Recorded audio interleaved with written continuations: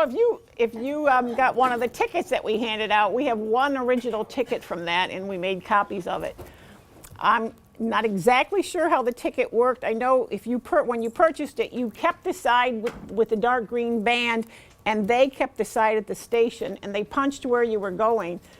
It's also interesting, on the ticket, it tells you half fare. I don't know if that was kids or little people. I don't know who that was. And then it looks like you could take your dogs on it. So that's pretty interesting.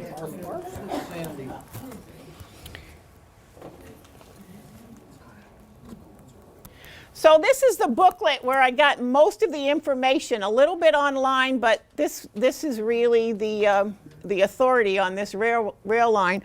It was written in 1952 by William Reed Gordon, and he was a Rochester mailman who was very interested in trains. And when he was 18, he worked on the Rochester-Glen Haven line part-time as a conductor. And I have a couple copies of this book. I have them along if anybody wants to take a look at them, or if you want to read them in more depth, you can come in the history room. I think the library downtown has copies, but I don't know if they circulate. And this library doesn't have any, so. But they're available in the history room. They just don't circulate from there either. Okay, the first predecessor to the rail line was the Rochester and Glen Haven Railroad, which opened in June of 1889. Plans had been in the works since 1877. There were 2 steam engines that ran on 55-pound rail. The cars were heated by coal stoves and lit with oil lamps. 115,582 passengers were carried during the first year of operation. It's a lot of people. But they wanted to get out of the city, go up to the bay or up to the shore to escape the heat, just to get away from it all for a while.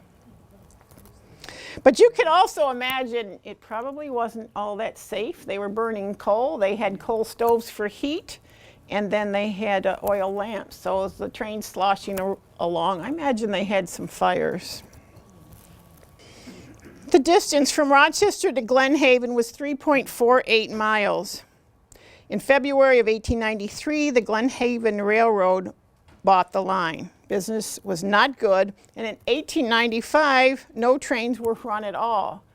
Interesting compared to the over 115,000 that went in the first year. In 1895, the railroad was sold in foreclosure to the Irondequoit Park Railway.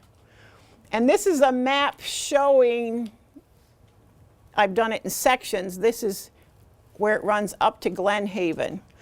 And I spent a lot of time researching Glen Haven because it was very interesting to me, because there's more information out there about it, but also because of what happened there.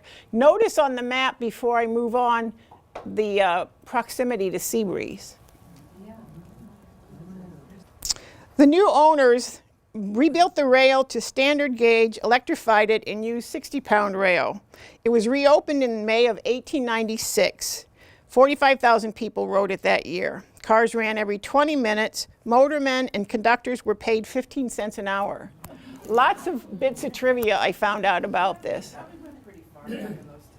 But this had to be a lot cleaner ride. You didn't have the coal soot and the whatever soot you would get off of the stove to heat it. That car looks like it's open, so I don't know if that one would have run in the winter or not. By 1898, there were 14 cars running the route, carrying 140,000 passengers. The cars were double-ended, so they could operate either direction. They contained electric lights at the time. So that was at a time when a lot of people, especially out in the rural areas, didn't have electricity in their homes, so it was a big deal for them. The Glen Haven Hotel was built in 1899. It was one of the largest in the area, and you can see that it's a pretty big place. The dining rooms and verandas could accommodate 400 people. That's more than we have here today. This building graced the area until November of 1928, when it burned to the ground.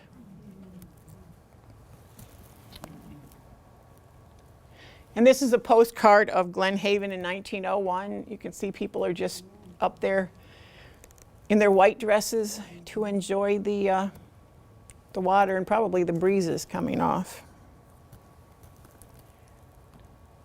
This is why I wanted you to notice the proximity to sea breeze. Rides were added not long after the hotel was built. These included a carousel, a roller coaster, and other rides. And there was also a midway, which we can see off to the right of the picture, that had fortune tellers, a bearded lady, weight guessers, food vendors.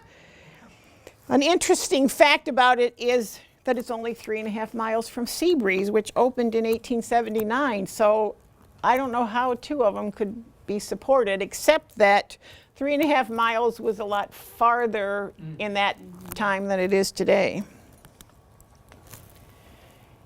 The park also included an open-air theater where people could watch video, vaudeville acts and other live shows. And you can see that's quite a crowd of people that have come out. Again, all dressed up to see the vaudeville show or his one-act stand-up comedian show.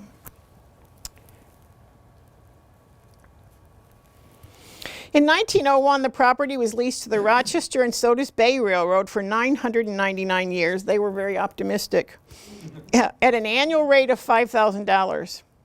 This group was incorporated in August of 1898, and they issued 10,000 shares of stock worth $1 million. They secured the right-of-way through Webster in 1898. On this map, the blue arrows indicate the powerhouse, which we'll get to in a couple minutes, and the red arrows indicate the location of Glen Haven, where there was the hotel. Glen Edith, there was an early hotel there.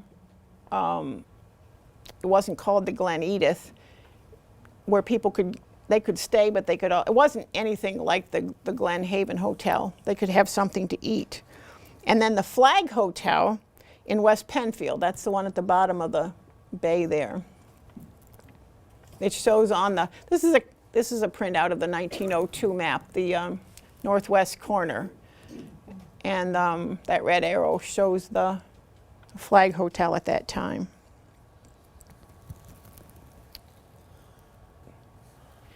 Okay, well, they had to traverse the bay, and the way they got across it was laying rails on the float bridge. The float bridge had been there for quite a while because people had to get across somehow. And for a while it was a toll bridge, and they could actually bring the float bridge into one side and then take it back over to the other side. I don't think that, I couldn't find anything if that had stopped before the railway went through. I don't think they could hook up the railway and unhook it like that. I think that was more permanent.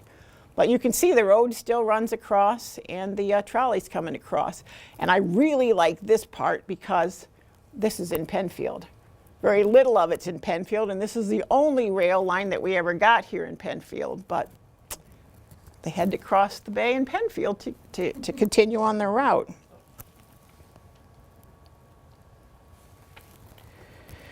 Okay, this is at 1902 map again. You can see around where the hotel is, it's Charles Speers owns the land and the hotel. Spears Siding, and we'll talk about sidings in a couple minutes, that's where they could pull off and stop, was a popular place where people would just stop for a while at the hotel. Again, you could eat. That seemed to be a big thing too, like getting something to eat along the way. But clubs of volunteer firemen rode the trolley to the bay. And they came up there, probably ate and got together and had meetings. And they had some unique names, including the Burn You Upskis, the Putter Outers, and the Letter Blaze. This is my favorite picture of the whole bunch. This is the powerhouse, and that was built in Penfield. It was run by two coreless engines that were 500 horsepower each. Coal was hauled in gravel cars from Rochester. And then there was another power station at Williamson and substations at Ontario and Sodus. I haven't explored where the remains of this is, but there must be something there that we can still find. Bob and I are going to go up there when the weather's a little bit nicer and poke around. it's a really interesting looking building, and that was built for the purpose of powering this railroad.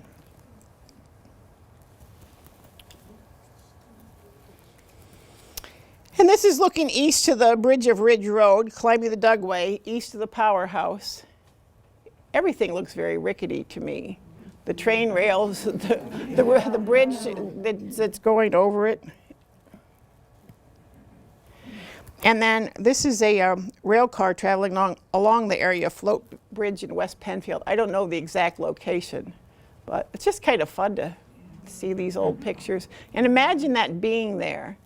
The other thing that I like to look for other details in these old pictures, if you look how close the poles are together. Okay, the Flag Hotel. It operated in the early 1900s. That's where the firemen's clubs and other groups met. It later became the Colonial Inn, and it's still there today. It's McGregor's. Yep. And you can tell the building really doesn't look a whole lot different. And if you haven't been there, you should go there. Yeah.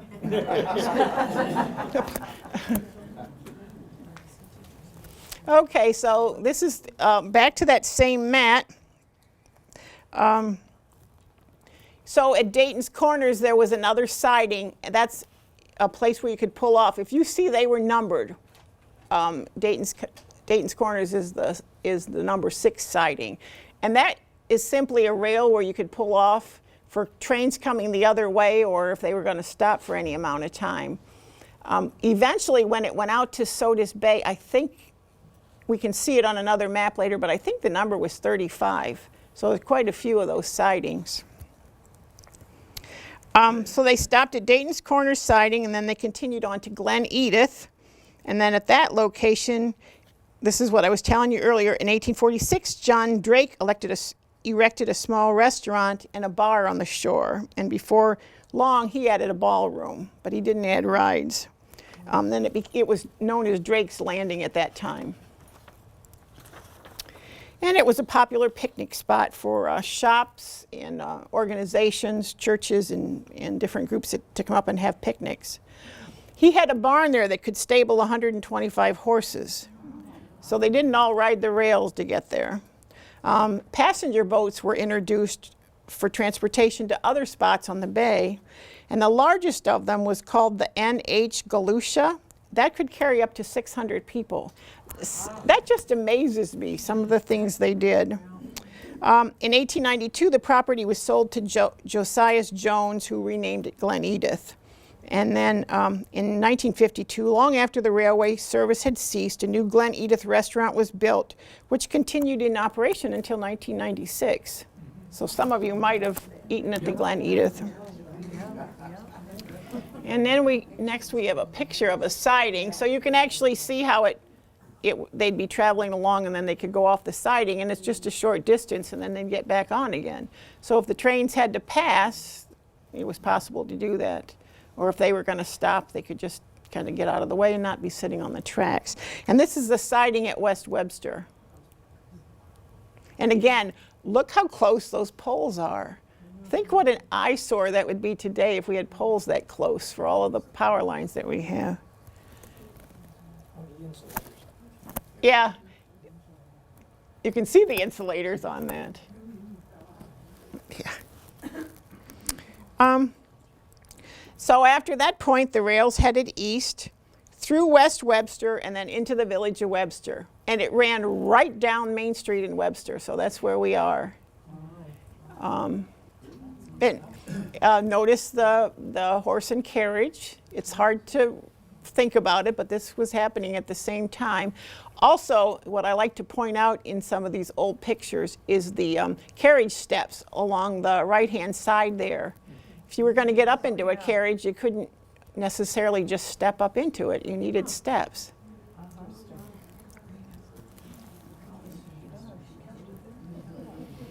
And the morning freight train in Webster. Again, there's another carriage stop. That one's easier to see on the left-hand side. Because when these started running, they carried not only passengers, they would carry freight as well.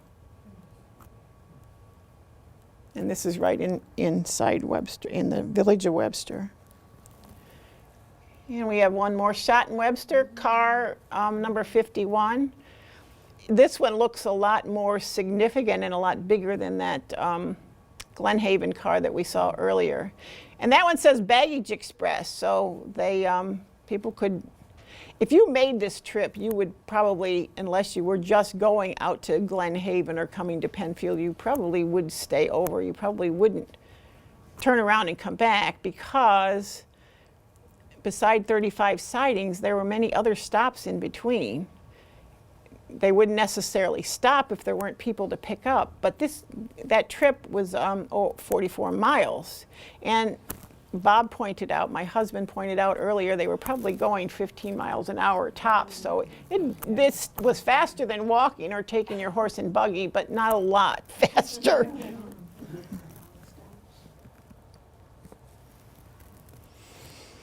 Okay, and then the map continues on toward Williamson. The line, as you noticed, take this back for a minute.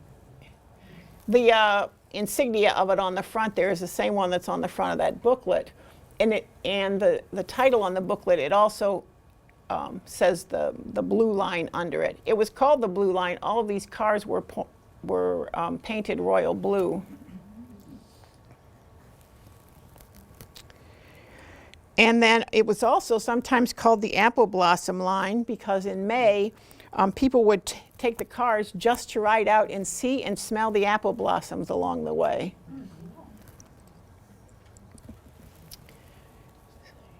So it continued on from Webster through the little hamlets of Union Hill and Fruitland, where they were probably, I couldn't find anything about why it was called Fruitland, but we can all guess. Yeah.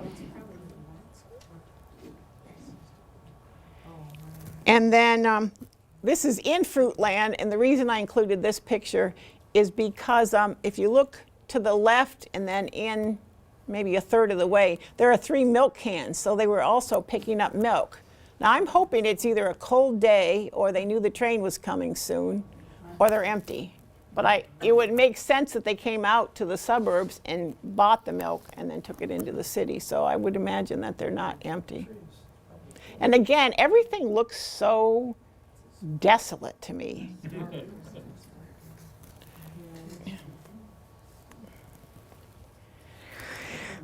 Okay, and then I continued on right through the main street in Ontario. And then I have to point this out. The building on the left there, the big building with the 3 windows at the top, was Worcester Owen's tin shop. Worcester Owen was the one son of Calvin Worcester Owen, actually, who we have his records that he wrote during most of the 1800s. He lived in Penfield, and we published him in a book, and it's very interesting reading. So we just happened to know that because where I got this picture, they pointed that out, that was Worcester Owen's tin shop. So then we have another shot in the town of Ontario. That one almost looks like it was a drawing or something. It doesn't actually look like a photograph, but. In August of 1900, the line was opened in Ontario, Sodus Bay, and Sodus. And there was great excitement, as you can imagine, because out in these rural areas, like I said earlier, they didn't have electricity before that. And they certainly hadn't seen anything like these electric trains running. And one more thing before we leave this picture is right in the middle of it, there's a pole with a sign that says, it looks to me like it says gasoline. Is that, so it looks like it's a side street, so it almost looks like it's the name of the street, but I think there's a gasoline pump there. But what would they be buying it for? You know? Because, well, and there were, yeah, and there were a few cars, although I doubt that there were too many in the town of Ontario. But I thought that was interesting anyway.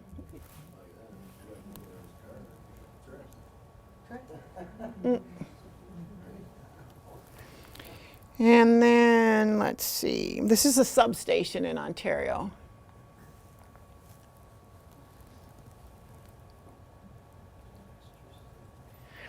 And then we continue on toward Williamson. I couldn't find any pictures either in William Gordon's book or online of it actually being in Williamson. So you just have to take my word for it that it was there.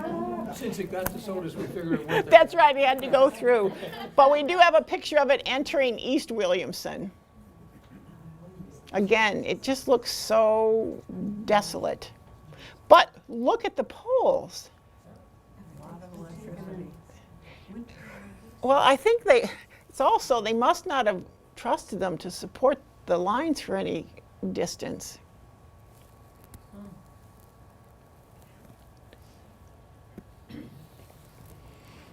And then this is entering Sodus again, right down Main Street.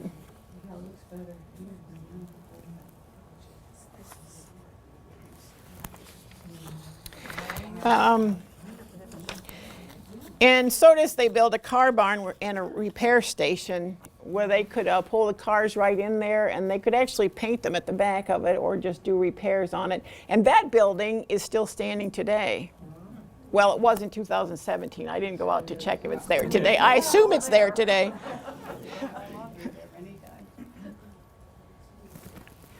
Is the laundry in there? It was. Ah, Pizza place. a pizza place and a laundry. Ice place on the other end. But laundry, yeah.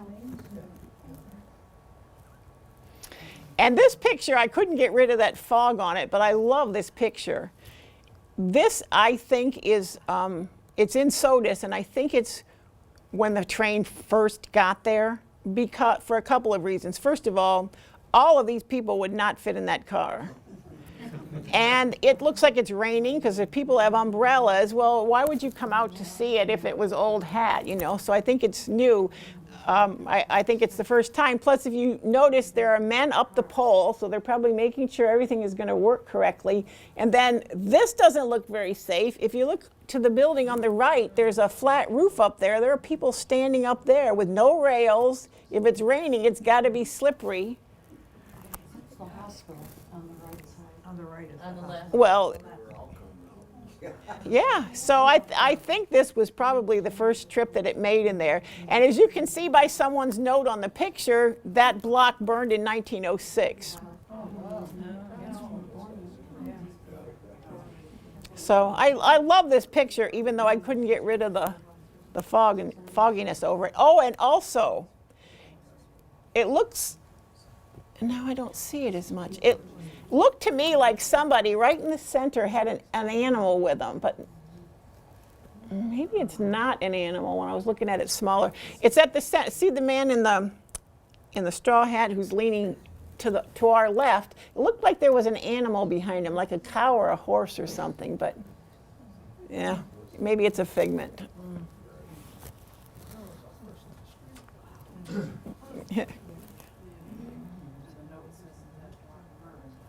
Yeah, it burned.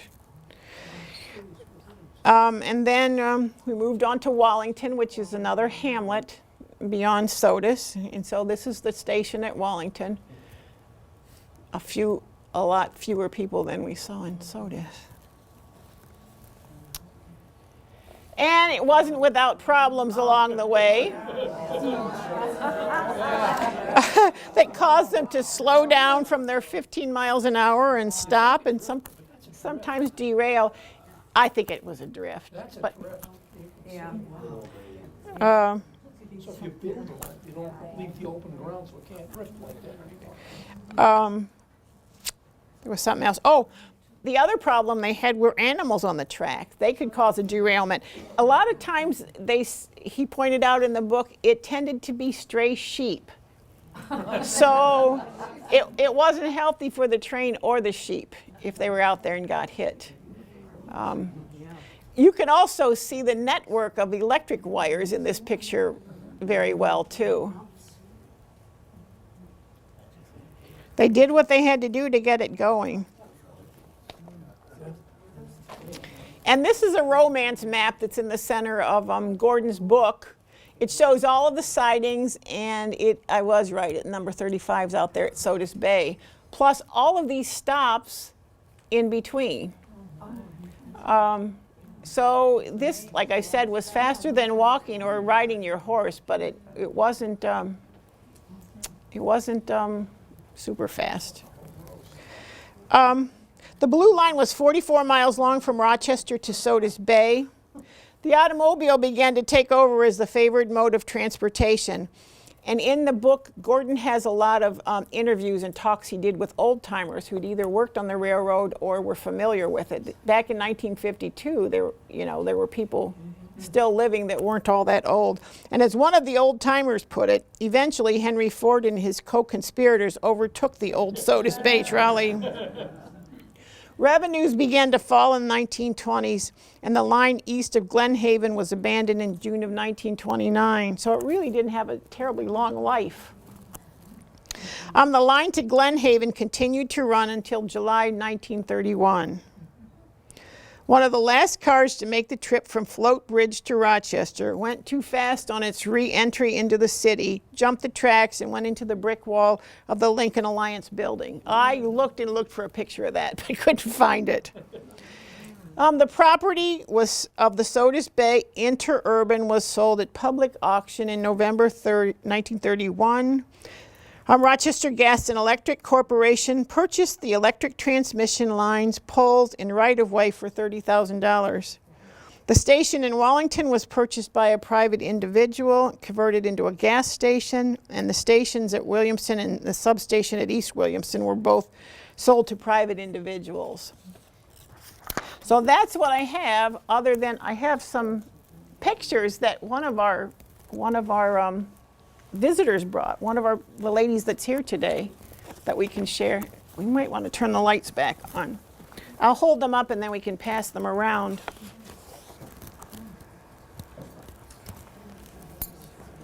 I'll leave that map up. I just won't stand right in front of it.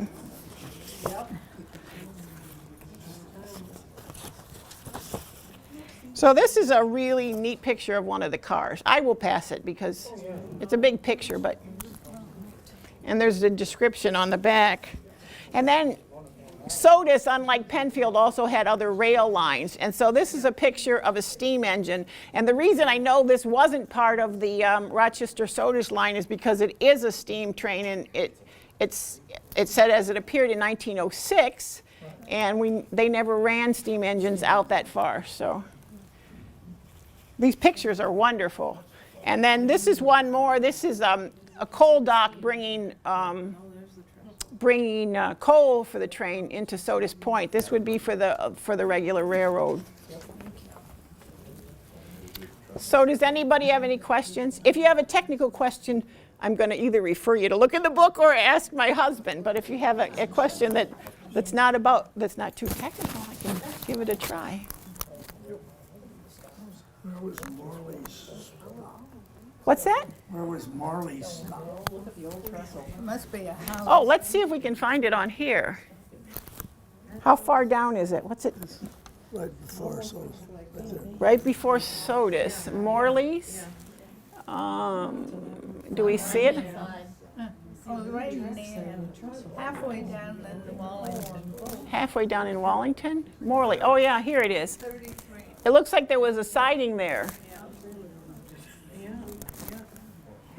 Is that someone that you know? You knew Marley. Oh, Hey, Marley. yeah. And see, I'm not going to ask if anybody is in here that ever wrote it, because if there's somebody that's that age and they wrote it, they probably don't remember anyway. Did you have a question too? I had a comment. Okay. The New York Museum of Transportation out in Rush on East River Road still runs a trolley. It's the only electric trolley in New York State, and they're reopening May 20th. And they're open on Sundays, and they still run trolley rides. And that's good to know if anybody's interested. Maybe we could get Pam to arrange a field trip out there. Yeah, and it's a really neat place. I have not been there. Yeah, So. and they might have some pictures of Williamson for you. Oh, that would be. And I'll talk to you after, because the fellow that wrote the book on the Glen Haven trolley, Uh-huh. I know him personally, so I'll talk Oh. to you after. Okay, good. Any other questions or comments? Well, Well, it might have seemed slow, and it does to us, but think of the condition of the roads at the time, and things that could obstruct a road. a trolley might be more intimidating to some livestock than a horse and buggy. It just wouldn't move it. Right. Well, and besides that, if a sheep wandered across the road, the chances are it could get out of the way before the horse and buggy got to it. Do you know if, where that trolley was, if that now would be 104 or Main Street like in Williamson or Ridge Road? Main Street, because it ran right through them. I don't know if you can still see any of the tracks anywhere. Well, they would be paved over in those towns. At one point in time, and in the folder that I have on this, Maud Frank, my predecessor as historian, and William Gordon, and then George and Kay Shaw. George was also a railroad enthusiast. Rode, well, they didn't ride the rail line. They took a drive out along there, and I guess they could, at that point in time, find some of the old remnants of the tracks. I'm interested in seeing what's there of the powerhouse yet. I don't know. I have a hard time with direction. So I know the general idea it is because I know where McGregor's is. So if I take Bob with me, we should be able to poke around and find out. Was there just one trolley that went up and back? Oh no, there were a number of cars. That's in the book, I'm sure too. But I don't know the exact number. But there were a lot of cars that. Was there only one powerhouse, or there were? Well, there was substations along the way too, but there was only one big powerhouse, and we got it in Penfield.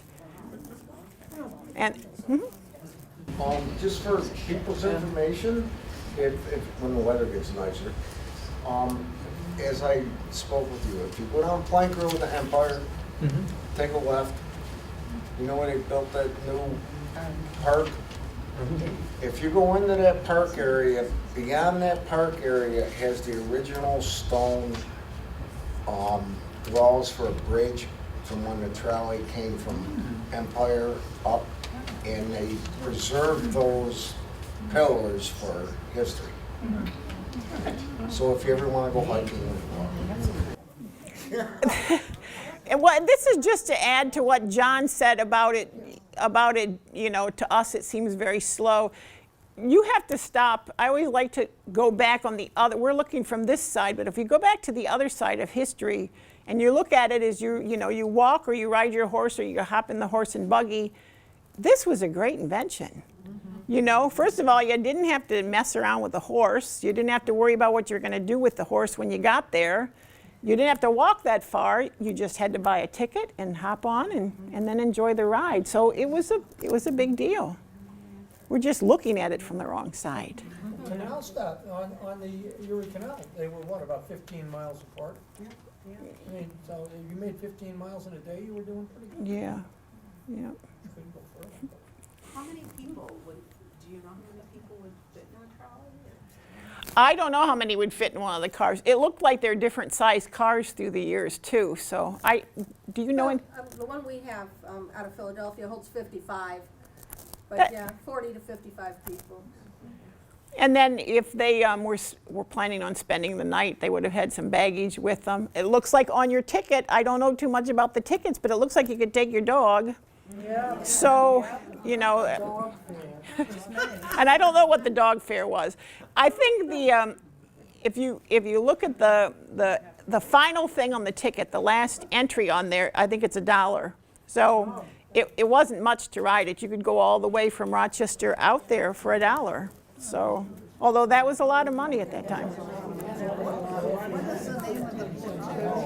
It's called the Rochester Sodus Bay Railroad, and I have a copy of it. You can take a look at it if you want to.